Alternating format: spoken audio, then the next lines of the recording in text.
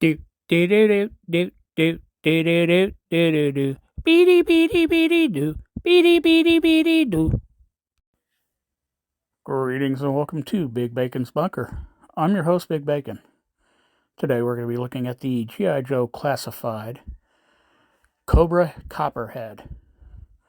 So sit back, relax, and enjoy the show. So, as is typical here in the bunker, we're going to start with the packaging, bust it open, look at the accessories, look at the figure, check the articulation, gear them up, and get them on the shelf. Top of the package, we've got the hang tab portion, don't choke, 4+, virtue signal. Top of the box, G.I. Joe Classified in that nice carbon fiber background. This side, we've got a beautiful artistic drawing, art, whatever you want to call it, of good old Copperhead, number 72 in the line.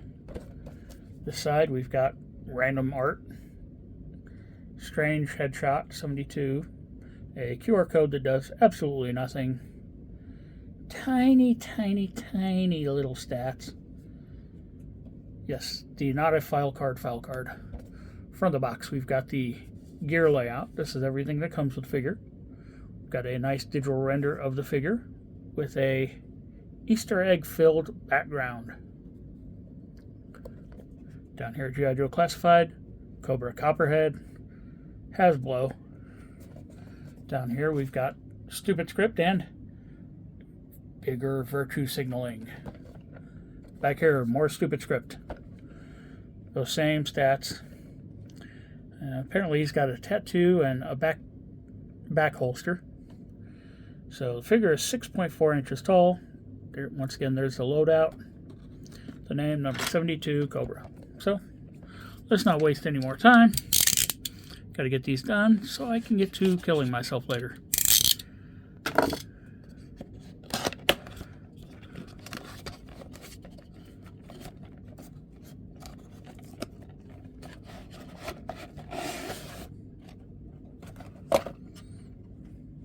So we're done with the box.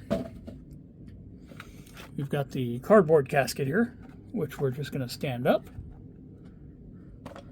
And we've got the box. Copperhead, number 72. Upside down Cobra sigil. Upside down 72. What is it now? 20L? 2L? I don't care. So, open up the box. We've got the stupid script. Yay! And the baggie. And because you never know when you might need some storage space, I break these down, flatten them out, just kind of save them.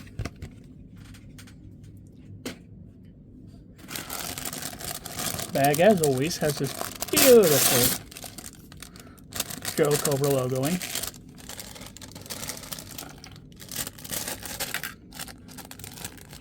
What was that? Oh, okay. So, let's start simple. He's got a pistol. I don't even know how to classify this thing. I mean, a handgun looks like a semi-auto. Up here looks more like a Luger, maybe? But the shape isn't quite right for that. There is no porthole for blast effects. Sculpt is simple. I mean, it is what it is. We've got that backpack. So it's done in a lovely, almost crocodile hide kind of pattern. Got some shells painted in here. Paint is not all that good on there. Back peg to attach it. And then we've got a little flap that you can unclose down. We have the knife. Wonderful curved handle. Detail is minimal, but the blade more than makes up for that. Beautiful metallic silver paint, blood grooving, reserve, odd curve to the blade, flattened end, but it does have a nice beveled front edge. And then the thing I'm most excited about, the idiot big gun. Now this is slightly bent. Not as bad as many that we've gotten, but it's not rubbery. It's actually fairly firm. So I have no idea what the deal with that is. Handle's done in black. Nice metallic silver for the body, the chamber, and the barrel. This upper scope, this side assembly is done in black. No peg hole on this either. So, now what do you say we look at the figure, shall we? And before we do that, we have to get the figure out of the box. Which means it's time for our trusty cutters.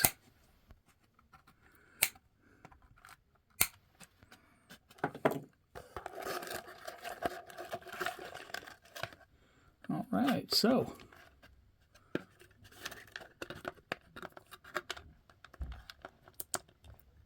let's get rid of the cardboard casket. Now, once again, the cardboard casket has the black and white version of that same artwork, and it does look great. Look how intense those eyes are. Okay, so looking at the figure, we've got the helmet. The helmet looks very much like the vintage style. The color for the helmet matches that of the shirt, matches that of the pants. Got some lovely paint application up here along this top ridge, also along the side vents, silver down in those deep breath holes. What looks like a black breathing tube across the front. Inside here we got skin tone, eyes are painted in well. Eyebrows look a little goofy because you got an eyebrow over here and then just a dash over there. As you can see, I got something going on with the paint over on this side. It does come up on the skin a little bit on this side as well, but looking from the top you can see skin tone on the top of this. So body, he's wearing a tank top.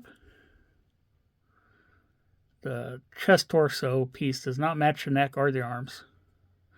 Nice kind of cross strapping system along the body. Sits fairly well. It's got a belt similar to Zartan's. And you can probably hear the bacon bits gossiping in the background. There's an overlay belt with a cross draw for the knife. And then a drop-down thigh holster, same kind of material as the back holster. Once again, it's got a strap that can come down as well. Arms are bare. They've got these odd straps on them, which, if you're not paying attention, just kind of fall. Black gloves, that same color on the back of each glove, and the gloves themselves have a texture similar to the holsters. On this forearm, he's got the Ace of Spades tattoo, weird plated crotch, and butt piece. So padding in this area has that same green as on the top, but as you can see, the paint in that area is just kind of, well, it's not great. In fact, the paint on this has not impressed me at all. Boots, same leathery material as the other leather parts. A little bit of cross-strapping on them. Not a bad looking figure, but I've seen better. Articulation. Head is on a dumbbell. Neck is also articulated, so he looks up that far, down that far. He will walk like an Egyptian. Got some tilt going on and rotation. Arms hinge up to 90. They do fully rotate. Butterfly jointing on each side, although some of them are a little bit harder to activate than others. Bicep cuts for rotation, and it's semi-sculpted. It's not flat, but it doesn't come up like some of the others. And once again, armbands just want to go where they want to go. Double jointed pinless elbow. If you can get the strap out of the way, comes up just beyond 90. Elbows are obviously different plastic than the arms because they're once again a different color. Hands rotate, vertical hinging on the left, vertical on the right. He's got a ab crunch and ball joint at the waist, allows him to bend back that far, bend forward that far.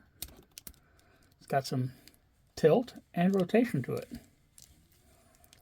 Legs will kick out. He's got some good range on that one-legged high kick. Drop down hips. Kick forward that far. Double jointed pinless knee. He can't kick his own ass, but he does have a good deal of range to it. Boot cut for rotation. Foot hinges back.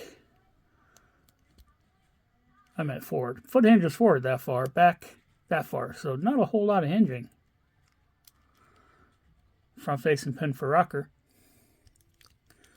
So let's get him geared up, shall we? So as I said, he's got a holster over here. This weapon will slide inside, fold down the strap. The peg pegs into the hole. With some work.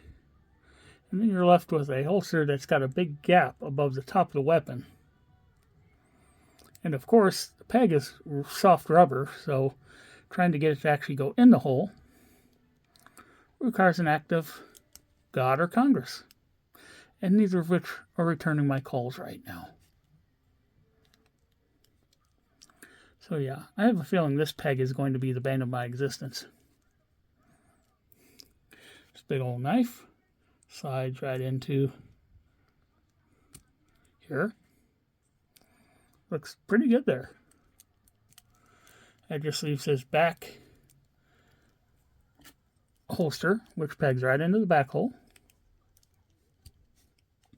Fits in there all the way. This thing slides down in there. And we, like the other holster, just kind of peg it in. This one does feel a little bit stiffer than the other one, but as you can see, it's not quite all the way in. So this might take some work to get all those secure, but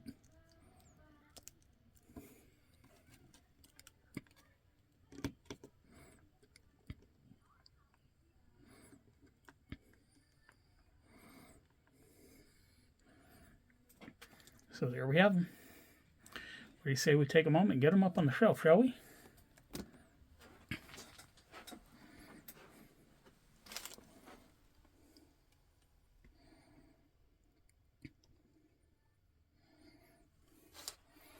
There he is. Once again, thanks for tuning in. Be sure to subscribe, like, share, comment, hit that notification bell. And I'll see y'all next time. So it's time for Big Bacon's final thoughts. And at a time where everybody's reviewing the Python Patrol Copperhead, here I am looking at the original. Now, he does only come with 4 accessories, which is still more than we tend to get with Marvel Legends, or Black Series for that matter, but is woefully less than what we typically get with the classified line. The paint on this thing is not great. In fact, it's downright bad. But the sculpt is nice. And from a distance, while displayed on a shelf, I think it'll look alright. So, in my opinion, this is slightly less than eh. So until next time. Big Bacon. Yum.